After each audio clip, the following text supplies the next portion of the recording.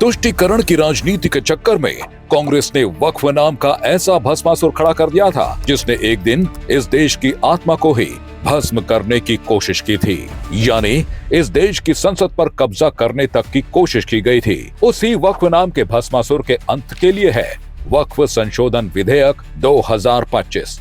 इस देश में वक्फ जैसी संस्था को इतना ताकतवर बना दिया था कि कानून उसके थे और फैसले भी उसके। जिस पर हाथ रख दिया वो जमीन, वो मकान, वो दुकान, वो पूरे का पूरा गांव सब उसका। वो इतनी ताकतवर हो गई थी कि उसके गलत फैसलों को भी भारतीय अदालतों में चुनौतियां नहीं दी जा सकती थी। वक्फ बोर्ड की मनमानियों का आलम यह था कि संसद भवन जैसी राष्ट्रीय धरोहर तक पर उसने कब्जा करने की कोशिश की। वक्फ बोर्ड की ताकत का अंदाजा इसी बात से लगाया जा सकता है कि उसके पास रेलवे और रक्षा मंत्रालय के बाद सबसे ज्यादा जमीन है, करीब 9.4 लाख एकड़ जमीन। लेकिन सवाल ये है कि इतनी जमीन इसके पास आई कैसे?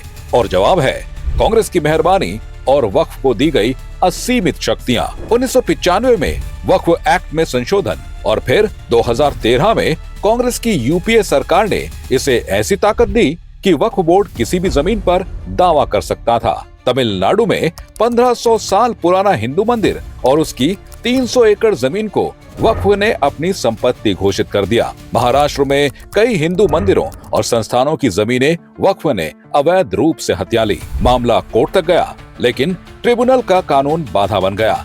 इसके अलावा लखनऊ का राजभवन, प्रयागराज में महाकुंभ आयोजन स्थल, उत्तर रेलवे की जमीन, कोलकाता का सेना मुख्यालय, अहमदाबाद एयरपोर्ट, 120 ऐतिहासिक स्मारक समेत कई महत्वपूर्ण जमीनों पर वक्फ ने अपना दावा किया हुआ है। दिल्ली में 123 प्राइम लोकेशन की संपत्तियां जिनकी कीमत अरबों में थी, उन्हें 2013 में लोकसभा चुनाव से ठीक पहले कांग्रेस ने वक्फ को गिफ्ट कर दी। ये संपत्तियां सरकारी थीं, जनता की थीं, लेकिन कांग्रेस ने वोट बैंक को खुश करने के लिए इन्हें वक्फ के हवाले कर दिया। वक्फ की मनमानी का यह खेल सिर्फ भारत में ही संभव था, क्योंकि इस्लामिक देशों में भी ऐसा नहीं होता।